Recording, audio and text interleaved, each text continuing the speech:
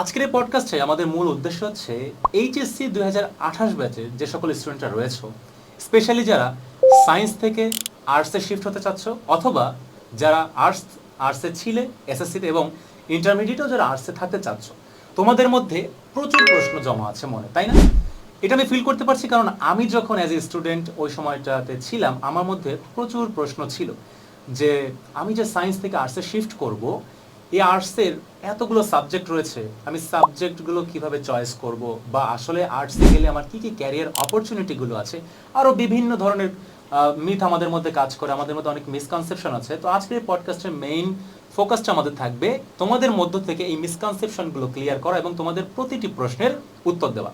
তো আমি আশা করব আজকের পডকাস্টের একদম শুরু থেকে শেষ পর্যন্ত যদি তোমরা মনোযোগ দিয়ে আমাদের আলোচনাটা খেয়াল করো, আশা করি তোমাদের মধ্যে যত ধরনের ডাউট আছে, প্রবলেম আছে, সবগুলো ইনশাল্লাহ সলভ হয়ে যাবে। তো এখন সবচেয়ে সিরিয়াস যে কোয়েশ্চেনটা আর কি স্টুডেন্টের পক্ষ থেকে আর কি আমি সবসময় ফেস করি, তোরা সবসময় জিজ্ঞাসা করে যে ভাইয়া, এসএসসি থেকে তো আমি ইন্টারমিডিয়েটে এখন উঠবো, আমি একটা কলেজের জন্য প্রিপারেশন নিচ্ছি, বা যারা প্রিপারেশন নিচ্ছে না তারা তাদের রিজিওনাল যে কলেজগুলো আছে ওইখানে হয়তো তারা অ্যাডমিশন নেবে আর কি। তো সাবজেক্ট চয়েসটা কিন্তু মোস্ট চ্যালেঞ্জিং একটা ফেজ। পার্সোনালি আমি এই ফেজটা এক্সপিরিয়েন্স করছি, স্টুডেন্টরাও আমাকে এই বিষয়ে সবচেয়ে বেশি নক করে, এবং হোপফুলি আমার মনে হয় তুমি ওই চ্যালেঞ্জটা কিন্তু ফেস করছো, তাই না? প্রায় 28টা সাবজেক্ট নিয়ারলি প্রথম পত্র এবং দ্বিতীয় পত্র ম্যাচ করে দেখা যায় 14টা পেয়ার হয়, তাই না? এইভাবে তো সেই ক্ষেত্রে এতগুলো সাবজেক্টের মধ্যে কোন কোন সাবজেক্টগুলো ওদের চয়েস করা উচিত হবে, এই বিষয়টা যদি একটু তুমি তোমার পার্সপেক্টিভ থেকে ক্লিয়ার করো। আচ্ছা, এখানে আমার পার্সপেক্টিভ থেকে ব্যাপারটা হচ্ছে এখানে দুইটা জিনিস আছে। একটা হচ্ছে কিছু সাবজেক্ট আছে একদম ফুললি হচ্ছে থিওরিটিক্যাল, যেমন ইকোনমিক্স, সিভিক্স। আবার কিছু আছে প্র্যাকটিক্যাল, এগ্রিকালচার, সাইকোলজি, জিওগ্রাফি, এগুলো। তো যেটা সত্য, এটা অস্বীকার করার কিছু নয়, যে প্র্যাকটিক্যাল মার্কটা হচ্ছে আমাদের জন্য একটা আশীর্বাদ, 50 নাম্বার। তো আমি বলবো যে এই ধরনের সাবজেক্টগুলো রাখার জন্য একটা বা দুইটা, যদি একটার সুযোগ থাকে একটাই রাখবা, যদি দুইটার সুযোগ থাকে দুইটাই। এটা একটা অ্যাডভান্টেজ, হয়তো বা এ প্লাসের জন্য অথবা স্কলারশিপের জন্য। এখানে আমি একটা কথা বলি আর কি, আমার একটা বেশ মজার একটা আছে। তো এই কনসেপশনে কিন্তু আমিও বিশ্বাস করতাম, এই কনসেপ্টে যে যত বেশি প্র্যাকটিক্যাল তত বেশি নম্বর। কারণ এসএসসি লেভেলে দেখেছি টিচাররা আমাদের জাস্ট প্র্যাকটিক্যাল অ্যাটেন্ড করলে, দুই একটা বাচ্চা সুলভ প্রশ্ন করলে জাস্ট ফুল মার্কস। এই লোভে পড়ে আমি সাইকোলজি এবং জিওগ্রাফি দুইটা নিয়েছিলাম, কারণ দুইটা প্র্যাকটিক্যাল ছিল, পাশাপাশি কিন্তু আমার আইসিটিতেও একটু নম্বরের ইস্যু থাকে আর কি, প্র্যাকটিক্যাল আছে আর কি। আর যারা সায়েন্সে বিলং করে তাদের তো প্র্যাকটিক্যাল জাস্ট, আমি মনে করলাম ওরা এতগুলো প্র্যাকটিক্যাল এনজয় করছে, so I should enjoy also, তাই না? আমার এনজয় করা উচিত। তো এই যে লোভে পড়ে আমি এতগুলো প্র্যাকটিক্যাল সাবজেক্ট নিলাম, তো পরে আমার একটা ভাব সম্প্রসারণের কথা মনে পড়লো যে লোভে পাপ, পাপে মৃত্যু, মানে তার জলজ্যান্ত উদাহরণ কিন্তু এই যে আমি বসে আছি আর কি। তো তোমার ক্ষেত্রে এটা হয়েছে কিনা? না, আমার ক্ষেত্রে হয় নাই, কারণ হচ্ছে আমাদের কলেজে প্র্যাকটিক্যাল সাবজেক্টে একটা জিওগ্রাফি, জাস্ট জিওগ্রাফি। হ্যাঁ, হয়তো বা আমাদের টিচাররা বা প্রিন্সিপাল একটু জ্ঞানী গুণী লোক, কিন্তু সাইকোলজির একজন টিচার ছিলেন আমার মনে পড়ে আর কি, সাইকোলজির যে, আমি স্যারের নামটা বলবো না, আমি স্যারকে বেশ রেসপেক্টই করি আর কি। প্র্যাকটিক্যাল নিয়ে এমন প্যারা খাইছি, ওই যে বললাম না লোভে পাপ, পাপে মৃত্যু, পাপে প্র্যাকটিক্যাল আর কি। প্র্যাকটিক্যাল সাবজেক্টগুলো নিয়েই মানে আমার মনে হয়েছে যে আমার লাইফ একদম ধ্বংস। একেবারে লাস্ট স্টেজে যখন বোর্ড এক্সাম চলে আসে না, তার কিছু জাস্ট কয়েক মাস আগে কিন্তু প্র্যাকটিক্যাল সেশনটা সিভিয়ারলি শুরু হয়। বোর্ড এক্সামের প্রিপারেশন নিব নাকি প্র্যাকটিক্যাল ক্লাসগুলো অ্যাটেন্ড করবো, বা সেগুলো ভুল হলে স্যারদের সিগনেচার পাওয়া যাচ্ছে না, খুব মানে প্রচণ্ড একটা যন্ত্রণা ছিল। ব্যাপারটা হচ্ছে আপনি যে কাহিনীটা বললেন, আমি এরকম একটা স্টোরি শেয়ার করি। সেটা হচ্ছে আমাদের এইচএসসি ফাইনালের যে প্র্যাকটিক্যাল এক্সাম, তার আগের দিন রাতে আরামবাগে বের হয়েছি একটু চা খাইতে। আচ্ছা, তো হুট করে এক ফ্রেন্ডের সাথে দেখা, সে আমাকে দেখে ডাক দিছে, তুমি আমার কী অবস্থা, বিপদে পড়ছি। কি বিপদ? আমি তো জিওগ্রাফি প্র্যাকটিক্যাল করি নাই, স্যার আমাকে সাইন দেয় নাই। এইচএসসি আগামীকাল তার হচ্ছে এইচএসসি ফাইনাল প্র্যাকটিক্যাল এক্সাম। তাকে রাত্রে 8টার সময়, 8টা থেকে 10টা পর্যন্ত তাকে হচ্ছে আমি 3টা প্র্যাকটিক্যাল করে দেই নিজে, এবং সে 10টার থেকে 10:30টার মধ্যে সেই স্যারের বাসায় গিয়ে সাইন কালেক্ট করে দেন, এক্সামে বসছে। সো তোমরা আসলে যারা চিন্তা করতেছো যে না প্রচুর প্র্যাকটিক্যাল সাবজেক্টগুলো আমাদের নেওয়া উচিত, আমি মনে করবো যে না, অ্যাডভান্টেজ ঠিক আছে, বাট অ্যাডভান্টেজ আছে, সিরিয়াস হতে হবে, serious, you must be serious. এবং পাশাপাশি যে বললাম না যে কলেজে অ্যাডমিশন নেওয়ার আগে সাবজেক্টগুলোর সাথে পরিচিত হওয়া সবচেয়ে বেশি জরুরি। একটা সিনিয়র ভাই এসে বললো যে আরে জিওগ্রাফি সাইকোলজি নিয়ে দে, কলেজের টিচাররা নম্বর দিয়েই দিবে, প্র্যাকটিক্যালে আরও পাবো। হ্যাঁ, অবশ্যই ফোর্থ সাবজেক্ট হিসেবে যদি আমরা একটা প্র্যাকটিক্যাল সাবজেক্ট রাখি, যেমন আমার সাইকোলজি ছিল, যদি কেউ প্র্যাকটিক্যালে প্যারা না খায় আমার মতো, তাহলে কিন্তু ফোর্থ সাবজেক্টে প্লাস পেলে অবশ্যই একটা অ্যাডভান্টেজ থাকে, অবশ্যই অ্যাডভান্টেজ থাকে। কিন্তু এখানে এ প্লাসের রেশিওটা একটু কিন্তু ক্যালকুলেশনটা চেঞ্জ করতে পারে আর কি। তো সেই ক্ষেত্রে আমি প্রেফার করি প্র্যাকটিক্যাল যেমন থাকবে, লাইক তুমি বললে জিওগ্রাফি, সাইকোলজি। থিওরিটিক্যাল সাবজেক্ট হিসেবে তারা কি ইসলামের ইতিহাস ও যে শিক্ষা আছে, সমাজবিজ্ঞান, কর্ম বা ইকোনমিক্স, অনেকের আবার কৃষি থাকে, কিছু কিছু মেয়েদের কলেজে কিন্তু গার্হস্থ্য থাকে।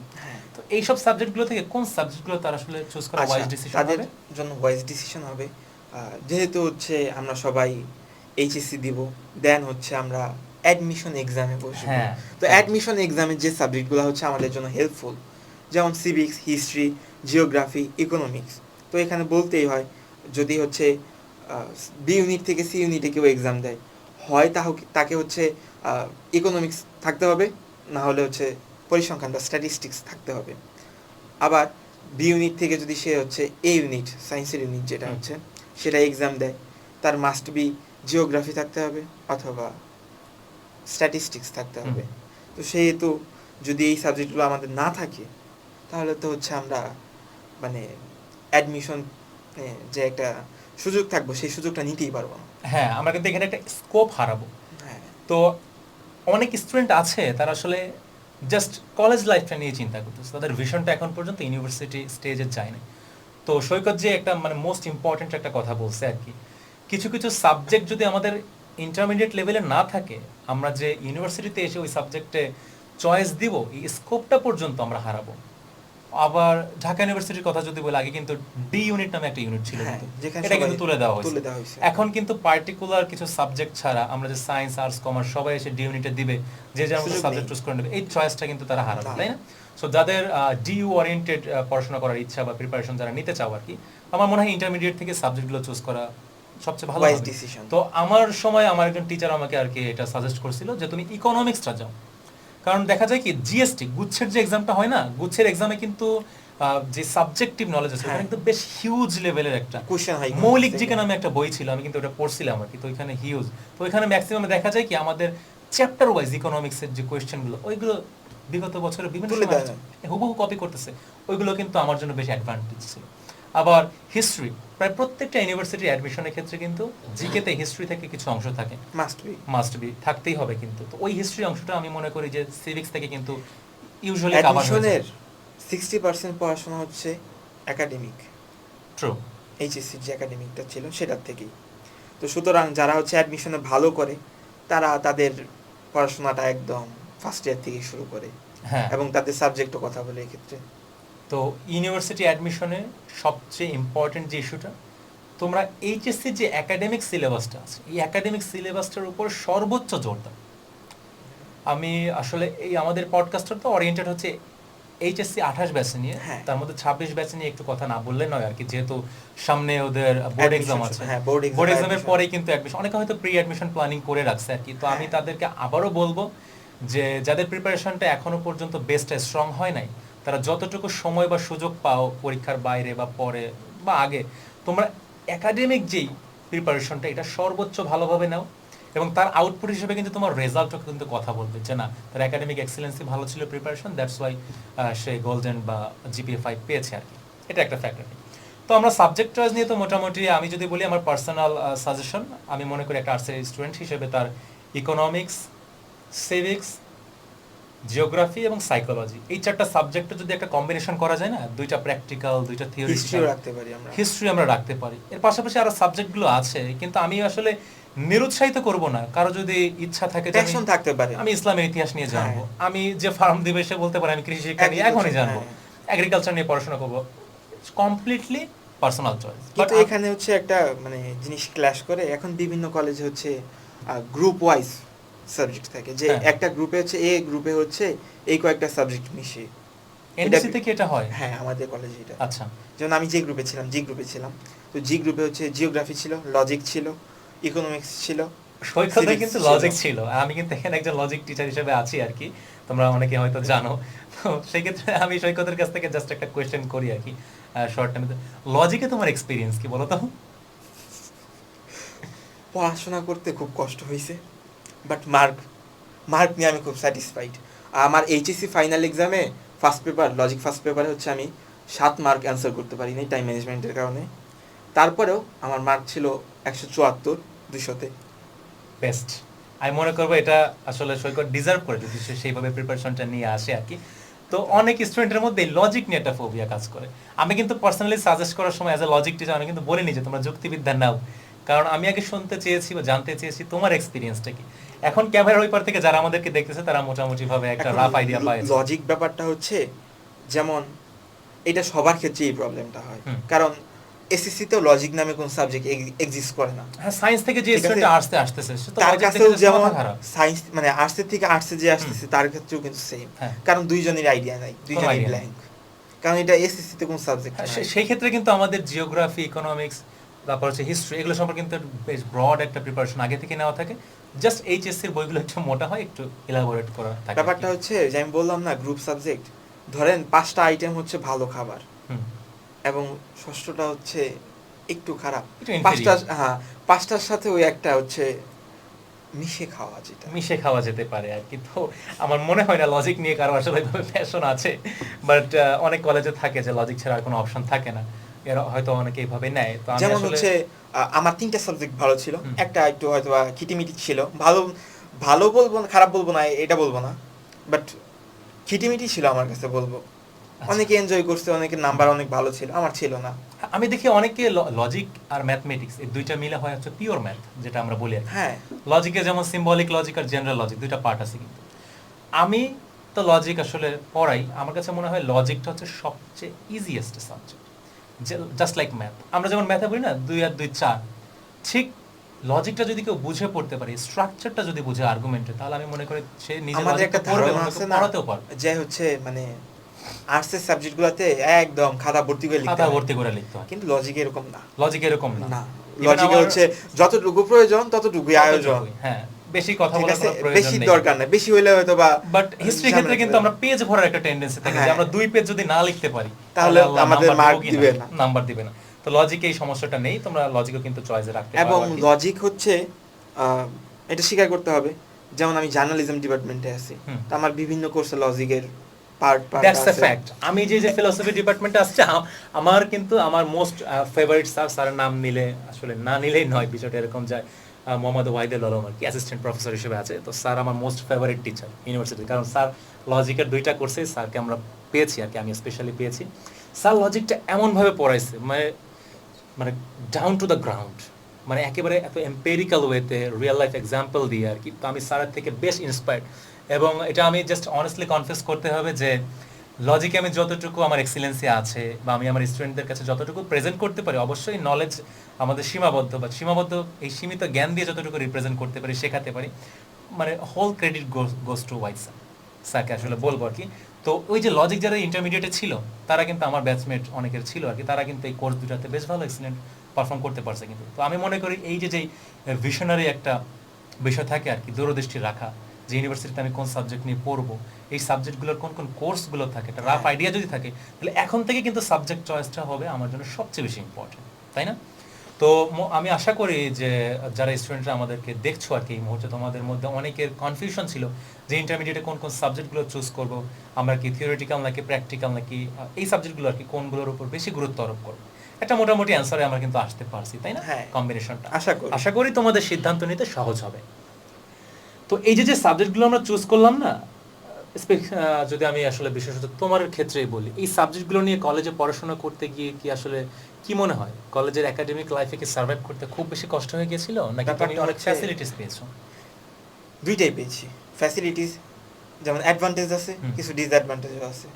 যেমন একটা টেন্ডেন্সি আছে, যেমন সিভিক্সে, তারপরে হচ্ছে আপনার হিস্ট্রিতে, লজিকে লিখতে হয়। লজিকে মানে সব কোশ্চেনের অ্যান্সার যে লিখতে হবে না, ব্যাপারটা এমন না, কিছু লিখতে হয়, কিছু কম লিখতে হয়, ব্যাপারটা হচ্ছে এরকম। তো সিভিক্সে ব্যাপক লিখতে হয়। তো যেহেতু আমরা হচ্ছে ফাঁকিবাজ এবং সায়েন্স থেকে আসা লোক, তো ব্যাপারটা হচ্ছে সায়েন্সে হয়তো বা কেমিস্ট্রির 2টা ফর্মুলা লিখলে আমরা 3-4 নাম্বার পেয়ে যাচ্ছি, কিন্তু আর্টসে কিন্তু ব্যাপারটা এমন না। তো আর্টসে আমাদেরকে হচ্ছে একদম পয়েন্ট, অনেকগুলো পয়েন্ট লিখতে হয়, হ্যাঁ অনেক পয়েন্ট হয়তো বা এক্সপ্লেইন করতে হয়। 3 নাম্বারে পাওয়ার জন্য আমাদের 7-8টা পয়েন্ট হচ্ছে এক্সপ্লেনেশন করতে হয়। তো এই ক্ষেত্রে কিছুটা মানে চ্যালেঞ্জ ফেস করছি আমি। চ্যালেঞ্জ ফেস করছো এবং কিছু যদি হচ্ছে মানে অ্যাডভান্টেজ যে ব্যাপারটা, সেটা হচ্ছে যেমন ইকোনমিক্সে আমাদের একটা ভীতি থাকে যে প্রচুর ম্যাথ, প্রচুর স্ট্যাটিস্টিক্যাল যে কনসেপ্টগুলো গ্রাফ, আছে, চার্ট, চার্ট এটসেট্রা। আইসিটিতে হচ্ছে প্রচন্ড ম্যাথ হাবিজাবি। But to be honest intermediate ইকোনমিক্সে কিন্তু এত ম্যাথ নেই। এটা হচ্ছে আমাদের একটা ভীতি, হ্যাঁ আমাদের ফোবিয়া কাজ করে। হ্যাঁ মানে হচ্ছে এটা হচ্ছে একটা ট্রেন্ড হয়ে গেছে, প্রচলিত, যে ইকোনমিক্স অনেক কঠিন। বাট এইচএসসির ইকোনমিক্স মানায় নেওয়ার মতো, কিন্তু যদি কেউ গ্র্যাজুয়েশন করতে চায় দেন তার জন্য একটু টাফ হতে পারে। হ্যাঁ সেখানে ম্যাক্রো বিভিন্ন টার্ম ব্যাপার আছে। ইকোনমিক্স আমার একটা কোর্স ছিল আর কি, সেখানে দেখা যায় ইন্টারমিডিয়েটের যে বেসিক কোর্স সেই কোর্স, তাহলে অলরেডি কিন্তু আমি আমার 6 সেমিস্টার ফাইনাল চলতেছে আর কি। তো এর মধ্যে 3টা কোর্সই আমার ইন্টারমিডিয়েটের সাবজেক্ট থেকে কিন্তু কভার হয়ে গেছে। আমার লজিকের 2টা কোর্স কভার হয়েছে, আমার ইকোনমিক্স দিয়ে কিন্তু একটা কোর্স, এবং ইকোনমিক্স কোর্সে কিন্তু 4/4 পেয়েছিলাম। দ্যাটস ওয়াই একটা হেল্প করছিল এখানে আমাকে আর কি। আচ্ছা তো অ্যাডভান্টেজের যে ব্যাপারটা সেটা হচ্ছে আইসিটিতে যখন হচ্ছে ম্যাথগুলা করতে দিবে, তো স্বাভাবিকভাবে একটা সায়েন্সের স্টুডেন্ট ফাস্টলি করতে পারবে এবং ক্যাচ করতে সহজ হবে তার জন্য, এটা হচ্ছে অ্যাডভান্টেজ। হ্যাঁ দেখা যায় কি বাংলাদেশের যে জবের যে কনটেক্সটটা না, এখানে তো আসলে সায়েন্সের স্টুডেন্টরা কিন্তু আসলে এগিয়ে থাকে, এটা আসলে একটা রূঢ় বাস্তবতা, তিক্ত হলেও সত্য। তো তাদের ম্যাথমেটিক্যাল যে ক্যালকুলেশনের অ্যাবিলিটিটা এটা অনেক বেশি ভালো থাকে, কারণ তারা কন্টিনিউয়াস একটা প্রসেসের মধ্যে দিয়ে যায়। যে ট্রিপল ই, যে সিএসসি বা যে ম্যাথ ডিপার্টমেন্টে পড়তেছে, আর এখানে যারা আমরা থিওরিটিক্যাল আর্টস বিল্ডিং এর যে সাবজেক্টগুলোতে আছে লাইক সোশিওলজি বা সোশ্যাল ওয়েলফেয়ার বলি বা বিভিন্ন বাংলা আছে, তো এখানে ম্যাথমেটিক্যাল দিক থেকে কিন্তু আমরা একটু পিছিয়ে থাকি আর কি, স্বাভাবিক। তো সেই ক্ষেত্রে অনেকে কিন্তু স্টুডেন্টরা কনফিউজড হতে পারে যে সায়েন্স থেকে আসলে আর্টসে শিফট করলে আমাদের ইন ফিউচার জব ক্ষেত্রে কোনো প্রবলেম হবে কিনা। আসলে এই প্রবলেম যতটুকু ক্রিয়েট হয় এটা কি আসলে ওভারকাম করা পসিবল ওভার দ্য টাইম? সম্ভব। ব্যাপারটা হচ্ছে চাকরি বা অ্যাডমিশন দুইটা হচ্ছে মানে ডিফেন্স খেলার মতো, যে আমার সব পারতে হবে ব্যাপারটা এমন না, কারণ সেক্ষেত্রে হচ্ছে আপনার নেগেটিভ মার্কিং এর একটা ব্যাপার স্যাপার থাকে। তো হচ্ছে আমার সেফলি খেলতে হবে। যেমন বিসিএসে আপনার হচ্ছে যে ম্যাথটা থাকে হচ্ছে বেসিক ম্যাথ, এগুলো হচ্ছে আমরা 9-10-এ পড়ে আসি। 9-10-এ তো সবারই জেনারেল ম্যাথ থাকে, তো এগুলো হচ্ছে প্র্যাকটিস করলে ওভারকাম হবেই। জেনারেল ম্যাথ পার্টটা তো আমি মনে করি ওভারকাম করা সহজ। হায়ার ম্যাথের যে হায়ার ম্যাথে আমি যতটুকু টাইম স্পেন্ড করব ততটুকু টাইম আমি বাংলায় দিলাম, ততটুকু টাইম আমি হচ্ছে জিকেতে দিলাম, ততটুকু টাইম আমি হচ্ছে ইংলিশে দিলাম। হ্যাঁ তাহলে কিন্তু অন্যান্য সাবজেক্টের কিন্তু এটা আমি আমার একটা ল্যাকিংস আছে, আমার কিছু অ্যাডভান্টেজ আছে, তা আমার হচ্ছে এটা বের করে নিতে হবে, ফাইন্ড আউট করতে হবে। আচ্ছা আচ্ছা, তো তোমার কলেজের exam pressure, subject choice, overall মোটামুটি সবকিছু সম্পর্কে তো আমরা জানলাম। তো আমি যদি বলি তোমার কলেজের কিছু সুন্দর মুহূর্তের কথা, some memorable moments you will never forget, এরকম কিছু মোমেন্টস কি আছে? এরকম মোমেন্টস প্রতিদিন ক্রিয়েট হয়েছে। তো আমি হচ্ছে যে স্টোরিটা শেয়ার করব ফার্স্ট ডে, একদম প্রথম দিন, first day of my college. এটা কিন্তু 8 অক্টোবর 2023 সকাল 8টা, রবিবার, একদম মনে আছে সবগুলা। তো আমাদের ফার্স্ট ক্লাস ছিল হচ্ছে 454 নম্বর রুমে, ইংরেজি প্রথম পত্র। 8:05 বাজে একজন লোক আসলো, আমরা দেখি না মাইক্রোফোন মানে যে তারওয়ালা যে মাইক্রোফোন গুলা সেগুলো হচ্ছে পেঁচানো থাকে আর কি। হ্যাঁ, তো একটা স্যার আসলো, স্যারটা হচ্ছে মানে হাইট একটু খাটো স্যার, আমি তাকে না সেম করতেছি না বাট খাটো স্যার হচ্ছে একটা স্কাই ব্লু কালারের একটা হাফ হাতা শার্ট, প্যান্টটা হচ্ছে সুন্নতি প্যান্ট, একটা স্যান্ডেল পরা। আইসা মাইক্রোফোনটা হচ্ছে প্লাগ ইন করলো, চেক করলো সাউন্ড আসে কিনা। তো আমি ভাবলাম যে কোনো স্টাফ হয়তো বা, কারণ এত দামি একটা কলেজ, এত নামি দামি একটা কলেজ, তাও ইংলিশ ডিপার্টমেন্ট, ভাই এদের তো অ্যাম্বিয়েন্সই থাকবে আলাদা। তো যখন দেখি যে মাইক চেক করার পরে স্যার ক্লাস নেওয়া শুরু করে দিল, আমি তো আসমান থেকে বললাম যে ভাই আশা করছিলাম কি হইলো কি। তো স্যার খুব ভালো পড়াইতেন, স্যারের নাম হচ্ছে হুমায়ুন কবির স্যার, মানে স্যার হচ্ছে আমাদের ইংলিশ ডিপার্টমেন্টের তখন চেয়ারম্যান ছিলেন। তো সেটা হচ্ছে আমি বললাম যে মানে সহজ সিম্পল লাইফ লিড করার একটা টেন্ডেন্সি, হ্যাঁ, যে জাস্ট আমরা অনেক সময় হয় না যে আঙুল ফুলে কলা গাছে একটা বাগধারা আছে আর কি। নিরহংকারী যে ব্যাপারটা, হ্যাঁ, হঠাৎ করে অনেকের অনেক অ্যাসেট হয়ে গেলে বা কেউ হয়তো একটা রেপুটেটেড ইনস্টিটিউশনে থাকলে দেখা যায় কি তার মধ্যে একটা Institutional যে বোস্ট pride। অফ যেটা একটা প্রাইড থাকে আর কি, হ্যাঁ। বা একটা ইজম যেটাকে বলে আর কি। সেই ইজম ছাড়াও কিন্তু আমাদের সোসাইটিতে এখনো পর্যন্ত অনেক মানুষের আছে, এবং সেই সোসাইটিতে যে সকল মানুষেরা বিলং করে, most of the people are our respectable teachers, definitely. সৃষ্টিকর্তা বলেছেন প্রথমে হচ্ছে বাবা মা, তারপরেই হচ্ছে আমাদের শিক্ষকের স্থান। তো সবসময় আমি বলবো যে শিক্ষকদের যে তাদের যে পাওনা সম্মানটুকু তার চেয়ে যেন আমরা বেশি করি। হ্যাঁ, অবশ্যই। এই ক্ষেত্রে যেন আমরা মানে কার্পণ্য যেটা এটা যেন না করি। আমরা বলি না যে শিক্ষা হচ্ছে জাতির মেরুদণ্ড, কিন্তু এই মেরুদণ্ডের যে ভিতটা, এই সেটা হচ্ছে মেরুদণ্ডটা শিক্ষকরা। শেপ করে দেয় কিন্তু একজন শিক্ষক।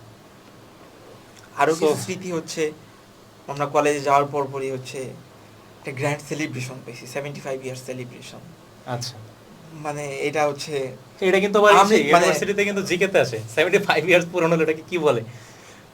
তো হচ্ছে মানে আমাদের মানে একটা শুনেছি কোথাও যে মানুষ মারা যাওয়ার পরেও 7 মিনিট হচ্ছে তার কনসিয়াসনেস থাকে। কনসিয়াসনেস থাকে এবং সে হচ্ছে তার পাসগুলা মনে করার ট্রাই করে। তো হচ্ছে আমি বলবো যে এটা একটা এমন ধরনের স্মৃতি, such a kind of memory.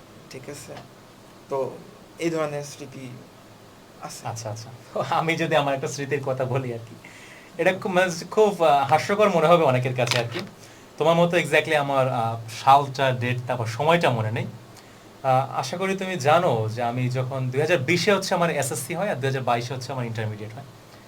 তো আমি যখন এসএসসিতে বিএল কলেজে অ্যাডমিশন নিলাম আর কি, হ্যাঁ। বিএল কলেজে অ্যাডমিটেড হওয়ার পরে ফার্স্ট একদম কলেজের প্রথম দিন আর কি, কলেজ থেকে নোটিশ দিল যে করোনার সময় ছিল আর কি, বেশ কিছুদিন আমরা অনলাইন ক্লাস করেছি। হ্যাঁ। অফলাইনে একদম ভেরি ফার্স্ট ক্লাস যেটা আর কি, কলেজে আমি প্রথম ক্যাম্পাসে যাব, তাই না? অনেকে আবার যে দেখা যায় না, দেবের একটা মুভি থাকে চ্যালেঞ্জ নিমিনা সালা, কিভাবে একটা গেট দিয়ে এন্ট্রি করে আর কি। তো ওরকম একটা এন্ট্রি করা কিন্তু আমাদের সবার ড্রিম আর কি, তাই না? তো আমারও ওরকম একটা ড্রিম ছিল আর কি, জাস্ট লাইক ওরকম একটা এন্ট্রি নেওয়া আর কি। বাট দেখা যায় কি ওই দিন এমন ঝড় বৃষ্টি শুরু হয়েছে, আমি কলেজে এন্ট্রি নেওয়া তো দূরে থাক, আমি যে দরজা থেকে পাটা বাইরে রাখবো সেই সুযোগটা আমার হয় না। সৃষ্টিকর্তা আপনার আশায় একদম, আমার আশা একদম ঝড় পানি একদম সব একাকার ঝড় করে পানি ফেলছে। বৃষ্টি হাওয়া, মানে বন্যা হয়ে গেছে ওয়ান কাইন্ড অফ আর কি। তো কিছু কিছু স্টুডেন্টরা যারা ছিল ওপারেই থাকতো, আমাদের বাসা তো নদীর এপারে আর কি, হ্যাঁ। এই জন্য আমার যাওয়াটা একটু বেশি Tough। টাফ ছিল আর কি। তো কলেজের কাছে যাদের বাসা ছিল ওরা ছাতা টাতা নিয়ে জাস্ট লাইক ম্যানেজ করে কলেজে গিয়েছে, দেখলাম খুব সুন্দর সুন্দর ছবি দিচ্ছে, এই করতেছে আর কি। আফসোস কাজ জাস্ট করতেছে আমার তো। এটা একটা মেমোরেবল স্মৃতি। আমি এটাই মনে রেখেছি যে আমার কলেজের ফার্স্ট ডে হয় না, আমার কলেজের সেকেন্ড ডে হয়েছে আর কি। আচ্ছা, আরও অনেক এরকম মজার কাহিনী আছে আর কি। জাস্ট আমাদের সময় তো করোনা টরোনা ছিল, তো আমরা কলেজ লাইফটা একটু খুব কম এনজয় করতে পারছি আর কি, দ্যাটস ওয়াই। তো কলেজ লাইফের পরবর্তীতে তুমি তো এখন ঢাকা ইউনিভার্সিটিতে আছো, আমিও ঢাকা ইউনিভার্সিটিতে আছি আর কি। তো কলেজের আমরা যখন বোর্ড এক্সামটা দেই, বোর্ড এক্সামের আগে থেকে কি একজন স্টুডেন্টের উচিত যে ইউনিভার্সিটি ওরিয়েন্টেড প্রিপারেশনটা বা অ্যাটলিস্ট প্ল্যানিংটা সে যেন তার মেমোরিতে থিওরাইজ করে রাখে, Planning করা উচিত। নাকি সে ইসের পরে চলে যাবে যে তার আগে বোর্ড এক্সামটা শেষ হবে, বোর্ড এক্সামের পরবর্তীতে আমি চিন্তা করব যে আমি কোন ইউনিভার্সিটিতে বা কোন ইউনিট, কোনটা তোমার কাছে বেশি বেনিফিট? আমার মনে হয় যদি কেউ এইচএসসির পরে চিন্তা ভাবনা শুরু করে তাহলে বলবো যে সে পিছিয়ে আছে। Too much late I think. তো আমাদের যে অ্যাডমিশন জার্নিটা সেটা শুরু হয় কলেজের ফার্স্ট ডে থেকে। ট্রু। আমরা জাস্ট যারা বি ইউনিটের পাপি, যেহেতু বাংলাদেশে মানে আর্টসের কোনো দাম নাই, তো পাপি, এরা পাপি। তো এদের ফার্স্ট ডে থেকে হচ্ছে যেমন বাংলা, ইংরেজি এবং জিকের একটা পোর্শন সে পাওয়া যায়। তো বললাম হ্যাঁ, জিকে একটা পোর্শন তো কভার হয়ে যায়। সে যদি একাডেমিক লাইফে অ্যাটেন্টিভ থাকে বা একটু বইয়ের সাথে তার যদি সম্পর্কটা ভালো থাকে, সে 60% কভার করতে পারবে। এবং আচ্ছা। আমি বলবো যে নার্ড হওয়ার প্রয়োজন নাই, তোমার যতটুকু দরকার ওইভাবে পড়ো, বাট ডেইলি পড়ো। আর একটা ব্যাপার হচ্ছে মানে বিভিন্ন সম্পর্কে জানো, যেমন ইউনিট কয়টা, ইউনিটে সিট কয়টা, বা কোন সাবজেক্টে হচ্ছে। ধরো আমার যেমন লয়ের প্রতি একটা ফ্যাসিনেশন ছিল, বাট আমি জানতাম না এটার ক্রাইটেরিয়া কী ছিল। ট্রু। বিভিন্ন সাবজেক্টের কিন্তু ক্রাইটেরিয়া থাকে। হ্যাঁ, ক্রাইটেরিয়া থাকে। এটা হয়তো বা আমরা হচ্ছে এক্সামে অ্যাপিয়ার হওয়ার পরে জানি, পরে জানতে পারি। হ্যাঁ, এটা কিন্তু আমার ক্ষেত্রে ঠিক হয়েছিল। আছে? আমার কিন্তু ইন্টারমিডিয়েট যেমনটা আমি বললাম আমার কিন্তু জিওগ্রাফি সাইকোলজি ছিল, কিন্তু ইউনিভার্সিটিতে যখন আমি অ্যাডমিশন নিলাম ঢাবিতে বি ইউনিটে আর কি, তখন আমি দেখলাম আমার সাবজেক্ট লিস্টের মধ্যে জিওগ্রাফি বা সাইকোলজি নেই, এগুলো সায়েন্সের সাবজেক্ট হয়ে গেল। আর এই Unit সাবজেক্টগুলোতে আমি আপনাদের হ্যাঁ যেতে পারতাম যদি ডি ইউনিট থাকতো, বাট এটা তো নেই। এখন ইউনিট চেঞ্জ করে এই ইউনিটে এক্সাম দিয়ে আবার ওই এত ভালো সাবজেক্টগুলো পাওয়া ডিফিকাল্ট না, তো তখন আমি বেশ শকড হলাম। দ্যাটস ওয়াই আমার ওখানে কিন্তু নলেজের একটা ল্যাগিং ছিল। তো আমার মনে হয় কি যে বাংলাদেশের কনটেক্সটে একটা স্টুডেন্টের জন্য সে যখন ইন্টারমিডিয়েট লাইফটা শেষ করছে প্রায় শেষের দিকে আর কি, তো ইউনিভার্সিটি সিলেকশনটা তার জন্য একটা টাফ ডিসিশন হয়ে যায় কিন্তু, পাবলিক অর প্রাইভেট। এখন ব্যাপারটা হচ্ছে আমি পাবলিককে আগায় রাখবো। ইউনিভার্সিটি লাইফটা শুধু একাডেমিক না, এখানে হচ্ছে কিভাবে আমাদের জীবনটা, পরবর্তী যে জীবনটা সেটাকে আমরা আগায় নিয়ে যাব, কিভাবে হচ্ছে শেক্সপিয়ার বলে গেছে যে মানুষের জীবন হচ্ছে একটা নাট্যমঞ্চ এবং সবাই হচ্ছে জন্মের পর থেকে মৃত্যু পর্যন্ত অভিনয় করে যায়। হ্যাঁ, তো এই অভিনয়ে অনেক কিছু শেখার আছে, সেটা শুধু বইয়ের পাতায় না। তো যদি আপনি একটা পাবলিক ইউনিভার্সিটিতে পড়েন, সেখানে হচ্ছে হয়তো বা একজন গভর্নরের ছেলে পড়তেছে, একই সাথে একজন মিনিস্টারের ছেলেও পড়তেছে। তাদের যে মাঝখানে যে তাদের যে বন্ড বা গ্যাপ বা ডিস্টেন্স, এটা আমরা শিখতে পারবো। বা সবাই একসাথে কিভাবে একটা গ্রুপ ওয়াইজ। হ্যাঁ, আমাদের এরকম তো অনেক ব্যাচমেটরা থাকে না, যাদেরকে আমরা রিচ কিড বা পশ কিড বলি। তো এইভাবে হচ্ছে আমাদেরকে মানে শেখায় অনেক কিছু। এবং যদি বলি পাবলিক ইউনিভার্সিটি, তো পাবলিক ইউনিভার্সিটিতে হচ্ছে এটা একদম রূঢ় বাস্তবতা যে আমরা যখন একটা পাবলিক ইউনিভার্সিটির তকমা লাগায়া যখন গ্রামে যাব, তখন বলবে অমুকের ছেলেটা একটা পাবলিক ইউনিভার্সিটি। অনেকে আবার এটা বোঝানোর জন্য কিন্তু জার্সি পরে অনেকে জার্সি পরে যায়, এটা খুব না এলাকায় অনেকে আছে জার্সি পরে ঘুরে যে কোন ইউনিভার্সিটি।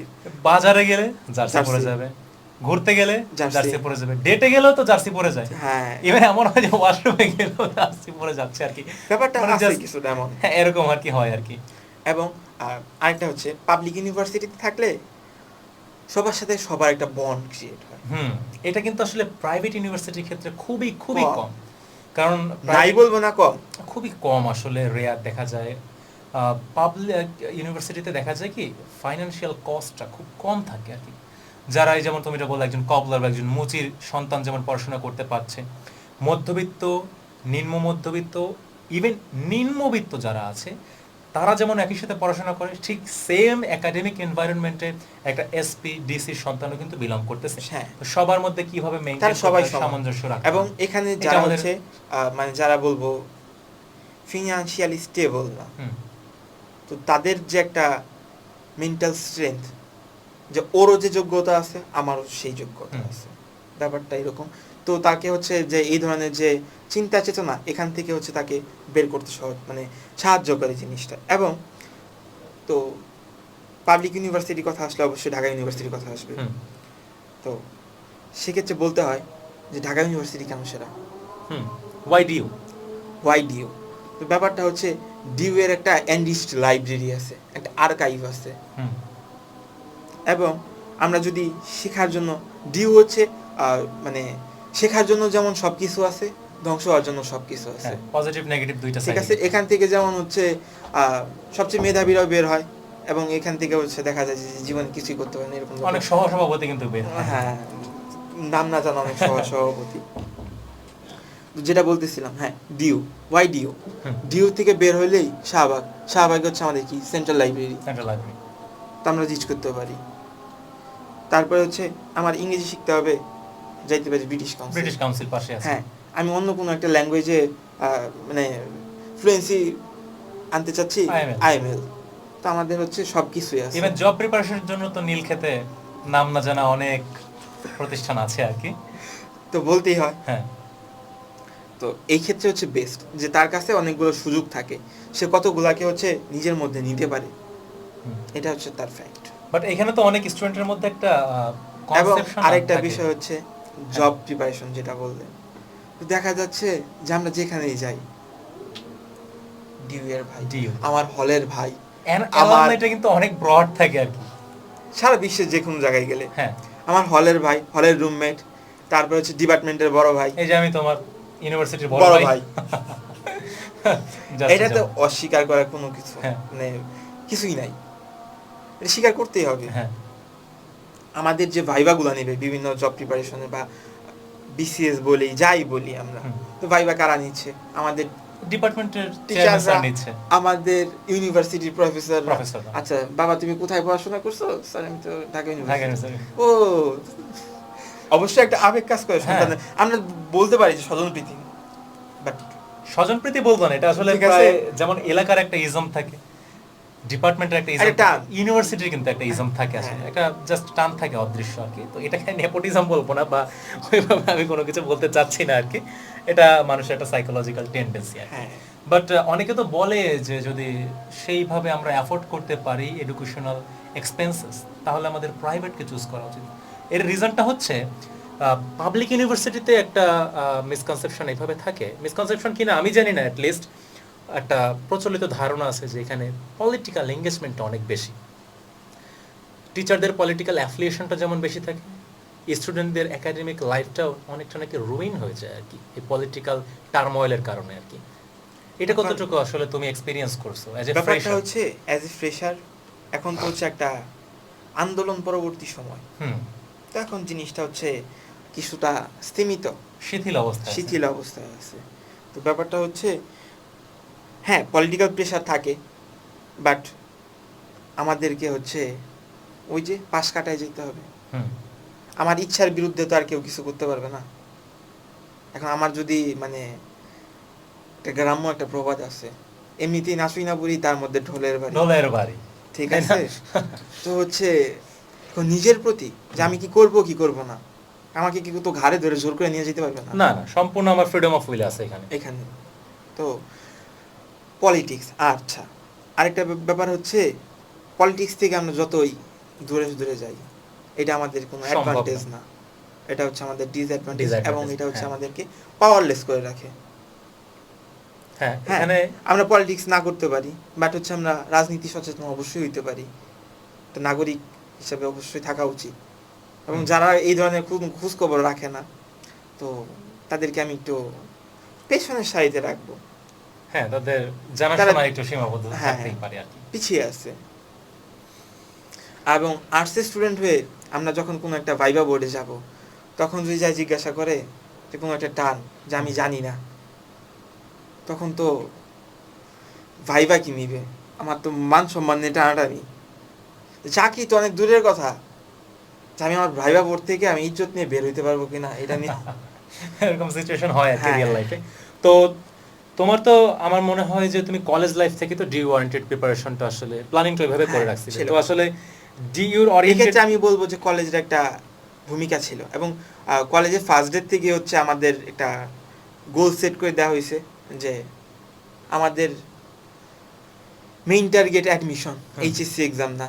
অনেক কলেজ যেটা হচ্ছে তাদের মেইন টার্গেট থাকে এইচএসসি, এইচএসসি ওটার জন্য ফুললি ডেডিকেটেড, এবং তখন তাদের যে মেধাটা হয়তো বা এইচএসসিতে দেখা যায় যে তারা হচ্ছে অনেক ভালো ভালো রেজাল্ট করে, অস্বাভাবিক রেজাল্ট, কিন্তু অ্যাডমিশনে তাদের কোনো অস্তিত্ব খুঁজে পাওয়া যায় না। অনেক বলে না যে একটা রেপুটেটেড কলেজে চান্স পেয়ে গেছি মানে আমি একেবারে বিশ্ব জয় করে ফেলছি, হ্যাঁ। বিষয়টা আসলে এরকম না।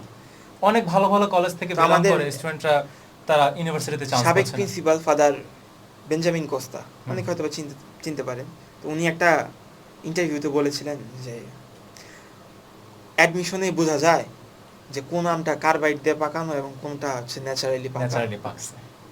ঠিক এটাই আর কি। তো আমার মনে হয় যে স্টুডেন্টরা আর কি এইচএসসি 28 যারা আছে বা 26 যে সকল স্টুডেন্টরা আছে আর কি, তাদের উচিত যে এখন থেকে তারা যেন ইউনিভার্সিটি সিলেকশনটা করে, ইউনিভার্সিটি সম্পর্কে খোঁজ খবর রাখে, টার্গেট রাখতে হবে, টার্গেট অবশ্যই একটা ভিশন থাকতে হবে, দেন ইউ ক্যান ওয়ার্ক আপন ইট। আমার একটা গোল থাকতে হবে, আচ্ছা আমার একটা ডেস্টিনেশন, যে হচ্ছে আমার একটা ডেস্টিনেশন যেখানে আমি যাব, এটা রাস্তা বিভিন্ন হইতে পারে, হ্যাঁ বিভিন্ন ওয়েতে আমি রিচ করতে পারি। আচ্ছা একটা রাস্তা রাখবো না আমরা, একটা রাস্তা বন্ধ হয়ে গেলে আরেকটা খুলতে পারে, হ্যাঁ এরকম রাস্তা রাখতে হবে, বাট ডেস্টিনেশন ফিক্স থাকতে হবে। বাট এটা অবশ্যই মাথায় রাখতে হবে যে গ্রামের প্রত্যন্ত কলেজে যারা পড়ছো তাদেরকে আমি ইনফেরিয়র বলবো না, কারণ তাদের মধ্যে সে পটেনশিয়ালিটি আছে। আর আমাদের যদি ঢাকা ইউনিভার্সিটিতে যদি একটা সার্ভে করি তো দেখা যায় 80% স্টুডেন্ট যারা তারা নিম্ন মধ্যবিত্ত থেকে নিম্নবিত্ত তারা বিলং করে। জি ভাই। ম্যাক্সিমাম কিন্তু ঢাকার বাইরে, ঢাকার মধ্যে যারা থাকে তারা ম্যাক্সিমাম হচ্ছে স্থানীয় হয় অথবা তারা বেশ একটু রিচ উচ্চবিত্ত, তারা কিন্তু খুব সহজেই প্রাইভেটটা অ্যাফোর্ড করতে পারে, তো তারা প্রাইভেটে চলে যায়। আমাদের বিওবিটি আছে, আমাদের জাফরিল আছে, ডিআইইউ আছে, আর এটসেট্রা নর্থ এনএসইউ আছে, তাই না? তো তারা ওইখানে বিলং করে আর কি। বাট ইন দ্য এন্ড দেখা যায়, at the end of the day পাবলিকের যে একটা ট্যাগটা, এটা আসলে কিন্তু জাস্ট একটা স্বস্তির একটা বিষয়, তাই না? পাবলিকের ট্যাগটা থাকলে আমরা একটা আলাদা কমফোর্ট ফিল করি। আমরা যদি হচ্ছে উচ্চশিক্ষার জন্য বিদেশ যেতে চাই, সেখানে হচ্ছে আমরা যে ধরনের যে হেল্পটা আমাদের ইউনিভার্সিটি থেকে পাবো, অন্য ইউনিভার্সিটি থেকে পসিবলই না। হ্যাঁ, অবশ্যই পসিবল না কিন্তু। ঠিক আছে, অ্যালাম নাই। দেখেন ঢাকা ইউনিভার্সিটির কথাই বলি আমরা, মানে এটাকে হচ্ছে বেস ধরে আমরা কথা বলি। এটা এস্টাবলিশ হয়েছে 1921 সালে। এখন হচ্ছে তার 105 বছর পূর্তি হচ্ছে এই 1 জুলাই। সে 105 বছর তার হচ্ছে পূর্ণ হতে যাচ্ছে। তো এক্ষেত্রে সে হচ্ছে কুলাঙ্গা সৃষ্টি করছে, ঠিক আছে, কিন্তু কিছু না কিছু জেম তো ক্রিয়েট করছে। হ্যাঁ, তো ইউনিভার্সিটি অ্যাডমিশনে এগুলো যেমন একটা ফ্যাক্টর ইনফ্লুয়েন্স করে। ঢাকা ইউনিভার্সিটিতে অনেকে মিথ থাকে। তুমি কি এরকম মিথগুলো শুনছো নাকি কখনো? জি ভাইয়া। দু একটা মিথ বলো তো দেখি। যে ঢাকা ইউনিভার্সিটির বারান্দা দিয়ে গেলেও নাকি হচ্ছে বিদ্যা অর্জন করা যায়। প্রচুর জ্ঞান, ইউনিভার্সিটির বারান্দা দিয়ে হাঁটলেও কিন্তু জ্ঞান অর্জন করা যায়। স্বাভাবিক। আমি জানি না যে আসলে কোন পার্সপেক্টিভ থেকে এটা বলা। ওই যে আমি বললাম, হয়তো ইউনিভার্সিটির দেয়ালগুলো মনে হয় পিএইচডি করে আসছে। ওরা মনে হয় যখন আমরা হেঁটে যাই, ওরা আসলে আমাদেরকে নলেজ বিতরণ করে, লেকচার দেয়। আমার একটা রুমে লেখা ছিল যে আমাদের মানে আপন কেউ থাকে না, আপন করে নিতে হয়। তো এটা হচ্ছে হলে একটা কোড ছিল আমার। আচ্ছা, এই ধরনের বিভিন্ন ধরনের শুভেচ্ছা বাণী আমরা হচ্ছে সিনিয়রদের থেকে পাই। এবং হলের যে মিথ, আমরা যাই যে আমাদের সিট অ্যালটমেন্ট হওয়ার পরে যে আমার এই সিটের এত নাম্বার রুমে এত নাম্বার বেডটা আমার জন্য অ্যালটেড। রুমে যারা থাকে তো তাদের কাছ থেকে আমরা বিগত 10 বছরের ইতিহাস ঘাটি যে ভাই আমার বেড থেকে কয়জন বিসিএস ক্যাডার, কয়জন ফরেন ক্যাডার, কয়জন অ্যাডমিন। আমি কিন্তু সূর্যসেন হলে থাকি, এবং সূর্যসেন হলে দেখা যায় 49 যে স্পেশাল বিসিএসটা হয়, এটা নিয়ে কিন্তু বেশ হিউজ একটা নিউজও হয়ে গেছিল সারা দেশে, সারা পড়ার মতো। প্রায় 50 to 60% না, প্রায় 50 থেকে 60 জন শুধুমাত্র সূর্যসেন হল থেকে এডুকেশন ক্যাডার। এটা হলের দিক থেকে সর্বোচ্চ। ইভেন আমরা যে সব সিনিয়র ভাইদের সাথে শর্ট পিচ খেলি আর কি হলের মাঠে, বা বিভিন্ন সময় খেলাধুলা করি আর কি, মজা করি, আড্ডা দিই, সেই সব ভাইরা জাস্ট ক্যাডার হয়ে গেছে রাতারাতি আর কি। অনেক এটা কি আমাদের জন্য একটা অ্যাডভান্টেজ না? অবশ্যই একটা অ্যাডভান্টেজ। ওই যে বললাম না, রুমের সিনিয়র ভাইরা সহ যারা আছে আমাদের অ্যালামনাই, তাদের কিন্তু জাস্ট একটা টান থাকে আলাদা। আর ঢাবি নিয়ে কিন্তু আর অনেক মিথ আছে কিন্তু, যে ঢাকা ইউনিভার্সিটিতে পড়লে কিন্তু গার্লফ্রেন্ডের অভাব হয় না। যদি আমার নাই, সেটা ডিফারেন্ট কথা। আমরা দুজনেই তাহলে মানে কন্যার পিতামাত্রী স্বীকার করবে কিন্তু আমরা একেবারে সুপাত্র, তাই না? অনুপমের মতো আর কি। এটা কিন্তু অস্বীকার করা যাবে না। এবার অনেকে আছে দেখে আর কি, 2-3টা দুই হাতে নিয়ে যাচ্ছে আর কি, এক্সেপশনাল কেস আর কি, আমরা ওদিকে না যাই। তো তোমাদের যাদের আবার এদিকে একটু অ্যাফেকশন আছে, you should definitely choose Dhaka University. হ্যাঁ, তো আমার মনে হয় যে এই পর্যায়ে এসে অ্যাজ এ এইচএসসি 28 যারা স্টুডেন্টরা আছে, ওদের মধ্যে যত মিসকনসেপশন ছিল, যত ফোবিয়া ছিল, যত কোয়েশ্চেন ছিল, আমার মনে হয় যে আমরা আসলে ম্যাক্সিমাম কোয়েশ্চেনের অ্যান্সারটা দিতে পারছি, এবং আই থিঙ্ক ওরা ওদের মিসকনসেপশনগুলো দূর হয়েছে, এবং ওদের ফিউচারের যে গোলটা বা প্ল্যানটা ওটা ডিটারমাইন করতে একটা পার্ট হতে পেরেছি বলে আমরা আশাবাদী হতে পারছি। এটা ডেফিনেটলি বলবো না, এটা ওদের উপরে আমরা ছেড়ে দিচ্ছি আর কি। তো অ্যাবভ অল লাস্টে সর্বশেষ কিন্তু একটা প্রশ্ন থেকেই যায় যে বাংলাদেশে আর্টসের ক্যারিয়ারটা কি? আমরা তো ওয়ান কাইন্ড অফ ওদেরকে জাস্ট দিশা দেখালাম, তাই না, যে তোমরা এসএসসি থেকে কলেজ অ্যাডমিশনে কিভাবে যাবে, কলেজ থেকে ঢাবি থেকে জব ফেল। বাট এই যে অ্যাডমিশন থেকে গ্রাজুয়েশন বা মাস্টার্স কমপ্লিট করার পরে চাকরির যে রূঢ় বাস্তবতা, এটা তো ডেফিনেটলি তোমার থেকে আমার এক্সপেরিয়েন্সটা একটু হলেও আর কি বেশি হয়েছে। আপনি যেহেতু সিনিয়র, একটু, আর তুমি যেহেতু ফ্রেশার আর কি, বাট তোমার মধ্যে তো এরকম অনেক নোশন আছে, তাই না? তো আমি যদি তোমার কাছ থেকে একটু জানতে চাই আর কি, তো সেক্ষেত্রে চাকরির বাজার সম্পর্কে তোমার আইডিয়া কতটুকু হয়েছে? আর্টসের যে সেকশনটা, এই আর্টসের যে সেকশনটা, তাদের সার্ভাইভ করাটা আসলে কতটুকু পসিবল এই বাজারে? আমি বলি তো, আর্টসের হচ্ছে আমাদের শিক্ষা ক্যাডার আছে, আমাদের জন্য ব্যাংক আছে, আমাদের জন্য স্কুল আছে, আমাদের জন্য বিসিএস আছে, আমাদের জন্য বিভিন্ন এনজিও আছে, আর কি লাগে? ঠিক আছে। এবং যদি কেউ হচ্ছে একদম মুক্ত পেশা বা ব্যবসা করতে চায়, বেস্ট ব্যবসা কি? ওকালতি, সেটাও কাদের? আমাদের দখলে। এবং যদি ক্ষমতা জাহির করার কোনো কিছু থাকে, পলিটিক্স। ম্যাক্সিমাম পলিটিশিয়ান কিসের? পার্লামেন্টের। কিন্তু পার্লামেন্টের, আচ্ছা পার্লামেন্টের উদাহরণে আসি। পার্লামেন্টের যে প্রাইম মিনিস্টার, সে কোন ডিপার্টমেন্টের বা সে কোন ব্যাকগ্রাউন্ড থেকে আসছে? সে আমাদের বড় ভাই, সে হচ্ছে আইআর ডিপার্টমেন্টের স্টুডেন্ট। তো যারা ল মেকার, এরা ম্যাক্সিমামই হচ্ছে কারা? এই যে আমাদের বড় ভাই, আমাদের মতো আছে ইংলিশ ডিপার্টমেন্টে পড়াশোনা করতে। তারপর হচ্ছে আমাদের স্বরাষ্ট্রমন্ত্রী, আইন বিশেষজ্ঞ সালাউদ্দিন আহমেদ।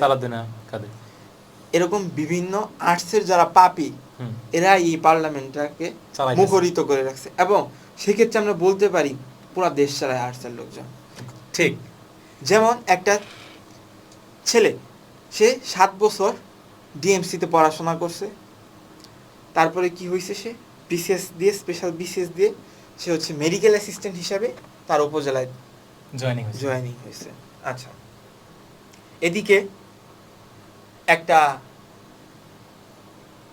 নামে মাত্র পাবলিক ইউনিভার্সিটির স্টুডেন্ট, সে একটু পড়াশোনা করে আর বিসিএস দিয়ে প্রশাসন ক্যাডারে এসে সে প্রথম জয়েনিং পোস্ট হয় তার ম্যাজিস্ট্রেট, সহকারী ম্যাজিস্ট্রেট।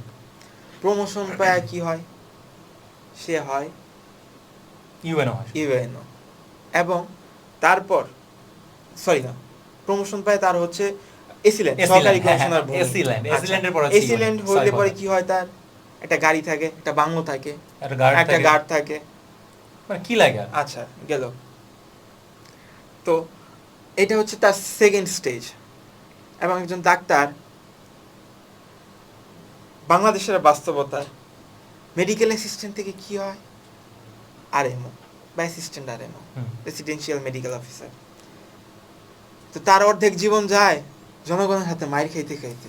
এবং সে যখন মানে কি বলবো, একজন উপজেলা পর্যায়ে বা স্থানীয় প্রশাসনে যে মানে স্বাস্থ্য খাতের যে প্রধান, উপজেলা স্বাস্থ্য অফিসার, তার যে ছুটির আবেদনটা, সেটাকে আগে দিতে হয় আর্টসের এক পাপিকে। ধরেন ভাই, আপনি মানে ডিএমসিতে একদম টপার ছিলেন, ঠিক আছে, আরেক বেটায় নাম না জানা কোনো একটা পাবলিক ইউনিভার্সিটিতে বাংলা ডিপার্টমেন্ট। আমাদের কাছে তো বাংলা, বাঙালি এগুলা হচ্ছে মানে সমাজের সর্বোচ্চ নিকৃষ্ট স্তরে থাকে, এই ধরনের সাবজেক্টগুলো থেকে সে হচ্ছে ইউএনও হয়েছে। কিছুদিন আগে আবার শুনলাম যে বাংলা নাকি বন্ধ করে দেওয়ার একটা এই যে ভুয়া একটা নিউজ ছিল আর কি। তো হচ্ছে তাকে যে আপনাকে স্যার বলতে হচ্ছে। তো দেশ চালায় কারা? কেমনে বলি যে আমরা হচ্ছে আর্টসে কোনো ক্যারিয়ার নাই? ওয়াই? এই যে মানে একটা মিসকনসেপশন, নিজেদেরকে ইনফেরিয়র করে দেখা। তোমার যেমন পটেনশিয়ালিটি আছে, ডিফারেন্ট ওয়ে আছে। আপনি শুরুতে একটা কথা বললেন না, যে হচ্ছে বিভিন্ন কলেজে যে শতভাগ ফেল। তা আমি ক্ষেত্রে বলবো যে শিক্ষকদের যে ল্যাকিংস বলছেন, তারা হচ্ছে স্বপ্ন দেখাইতে পারে না। এবং আমি বলবো মানুষ হচ্ছে তার স্বপ্নের সমান বড়। ঠিক, ট্রু। ক্ষুধা থাকতে হবে। হ্যাঁ, অবশ্যই। ক্ষুধা ছাড়া সম্ভব না। মেধা ঠিক আছে, বাট ক্ষুধা হচ্ছে আমাদেরকে পরিশ্রম করার যে তাগিদটা, সেটা তো যোগাবে। এই যে গতকাল ম্যাচেও দেখলাম রোনালদো কিন্তু 2টা গোল করছে। ওর মধ্যে কিন্তু মেসির মতো ট্যালেন্টের কথা যদি নাও বলি, ওর মধ্যে যেটা হাঙ্গার ছিল যে না, হালান্ড, মেসি ওরা কিন্তু বেশ ভালো, রেটিং 9+, আমাকে এই রেটিংটা অর্জন করতে হবে। এই হাঙ্গারের কারণে আমার মনে হয় কালকে 2টা গোল করতে পারছে। হ্যাট্রিক করতে ডেফিনেটলি, যদিও কয়েকটা ইজি চান্স মিস করছে আর কি। আমি কিন্তু ডাই হার্ড রোনালদোর ফ্যান। আবার এর মানে এই না যে আমি পর্তুগাল, আমি কিন্তু ব্রাজিলের সাপোর্টার, মানে পর্তুজিল বলা যাইতে পারে ওয়ান কাইন্ড অফ আর কি, মজা করা আর কি। যাই হোক, তো আর্টসের যারা মনে করতেছো আমাদের ক্যারিয়ার নাই, আমরা কি করব বড় হয়ে, এইটা নিয়ে এত টেনশন করার কোনো কারণ নাই। নিজের আশেপাশে দেখো। আমার একটা লাইফের একটা ফিলোসফি আছে, আমি যদি বলি যে জীবনটা হচ্ছে একটা চৌরাস্তার মতো, এবং আমি দাঁড়িয়ে আছি ওই 4 রাস্তার মোড়ে। আমার সামনে সোজা রাস্তা, পিছনে সোজা রাস্তা, আমার ডাইনে বামে 2টা চিপা গলি আছে। একজন মানুষ যদি চায় সে ওই সোজা রাস্তা দিয়ে দৌড়ে সবার আগে তার নিজস্ব সর্বোচ্চ যে পটেনশিয়ালিটি আছে সেটাকে সে ইন রিয়ালিটি বাস্তবে রূপদান করতে পারে। আবার একটা পার্সন যদি চায়, একজন মানুষ, সে চাইলে কিন্তু তার জীবনের সবচেয়ে পিছনের দিকেও চলে যেতে পারে। কিন্তু এই যে সামনে আর পিছনে হলে সর্বোচ্চ ভালো হও, না হলে সর্বোচ্চ খারাপ হও। কিন্তু ডাইনে বামে যে চিপাগুলি আছে না, চিপাগুলিতে যারা আটকে থাকে না, ওরা সারা জীবন ওরা they just survive, they don't live at all. ওরা জাস্ট বেঁচে থাকার তাগিদে টিকে থাকে। আমি মনে করি এইভাবে টিকে থাকার জন্য সার্থকতা নেই।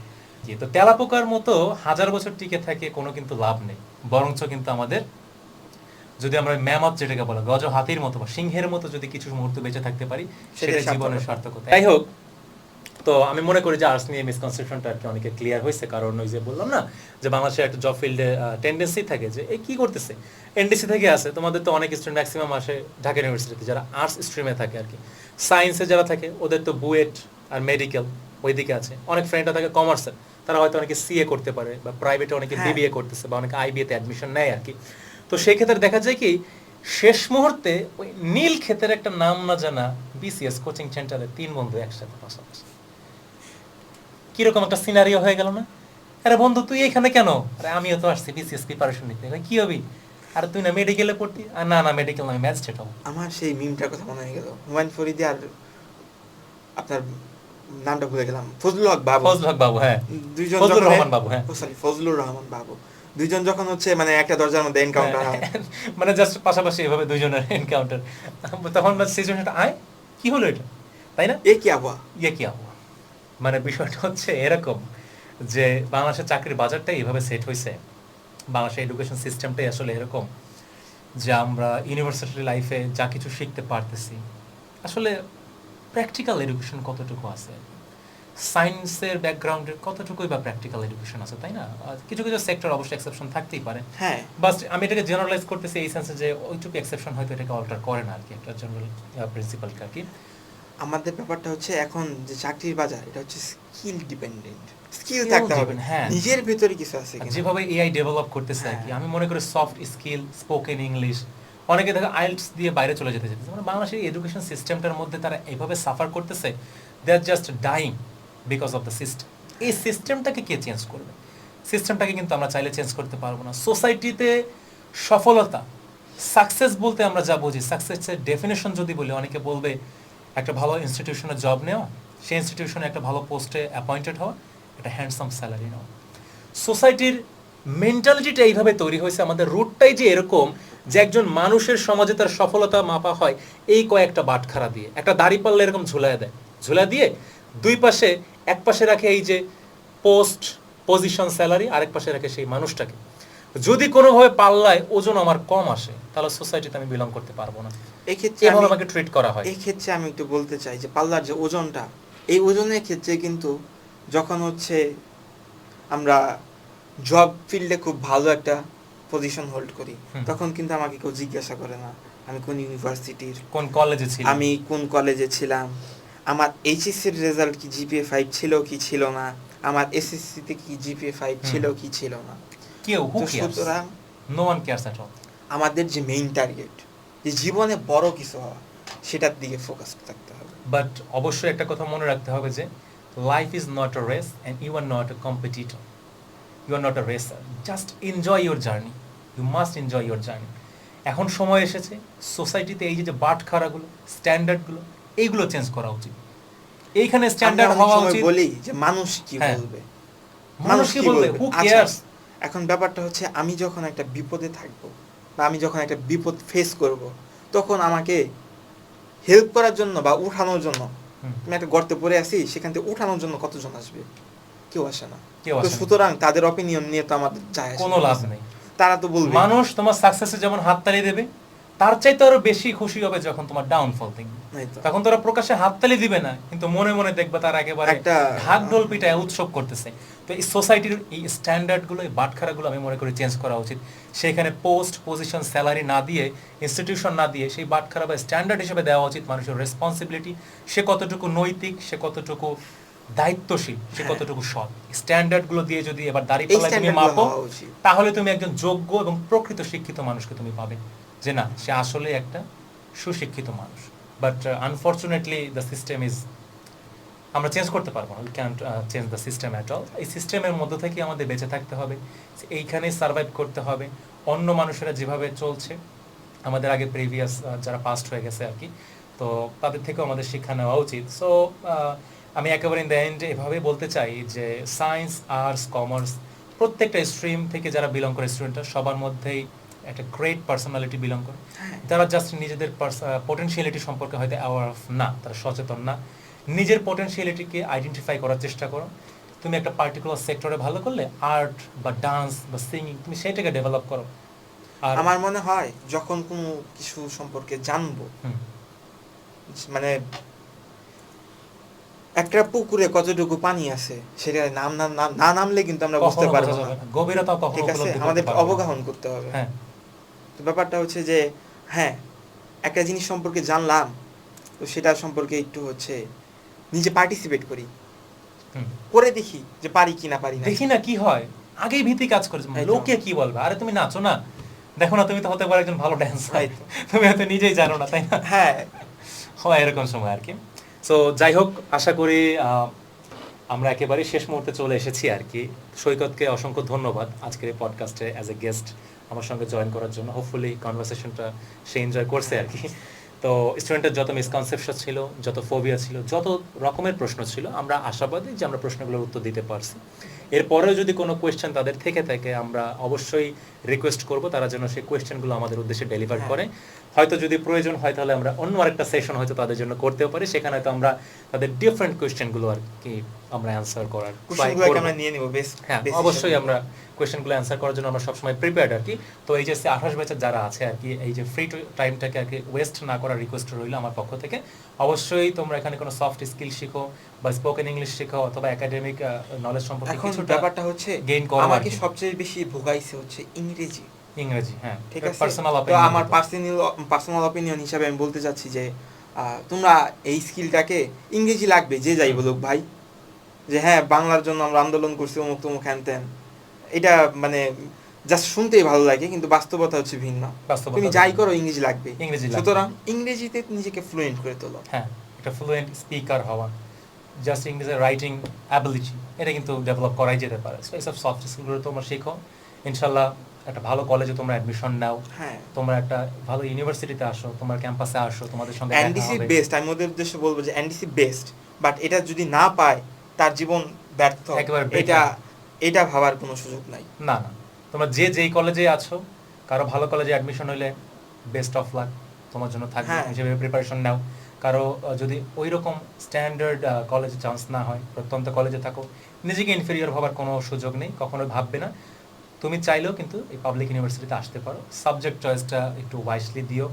আশেপাশে যারা আছে কনসিয়াস, তাদের কাছ থেকে তোমরা মূল্যবান মতামত নেবে, বাট সবার কাছে আমি সাজেস্ট করব সবসময় সফল মানুষদের মানে থেকে সাজেশন নেওয়া উচিত, এবং পাশাপাশি সবচেয়ে যে ব্যর্থ তার কাছ থেকে সাজেশন নেওয়া উচিত। ঠিক আছে, যে সবচেয়ে বেশি সফল সে কিন্তু ভালো সাজেশন দিতে পারবে না। না, তার এক্সপেরিয়েন্স কম। হ্যাঁ, যে ফেলড তার এক্সপেরিয়েন্স বেশি। সে জানে তার ল্যাকিংস গুলো কোথায় ছিল। সে তোমাকে বলবে না তুমি এইটা করলে এইটা হবে, এইটা করলে এইটা হবে, তোমাকে ডাইরেক্ট বলে দেবে তুমি এইটা করো না, তাহলে এইটা করলে আমার মতো দশা হবে আর কি। So thank you everyone. আশা করি আজকের পডকাস্টটা স্পেশালি এইচএসসি যারা 28 ব্যাচ আছে আর কি, তারা সায়েন্স থেকে আর্টসে শিফট করার চিন্তা ভাবনা করছে বা আর্টস থেকে আর্টসেই আর কি বিলং করার চিন্তা ভাবনা করছে, সেই সকল স্টুডেন্টের উদ্দেশ্যেই মেইনলি ছিল আমাদের পডকাস্টটা। তোমাদের সকল কোয়েশ্চেনের অ্যান্সার আমরা দিতে পারছি। ইনশাল্লাহ দেখা হবে হয়তো অন্য কোনো পডকাস্টে অথবা অন্য কোনো ক্লাসে, এবং তোমাদের সৈকত ভাইয়ের সাথে কিন্তু তোমাদের দেখা হবে অবশ্যই।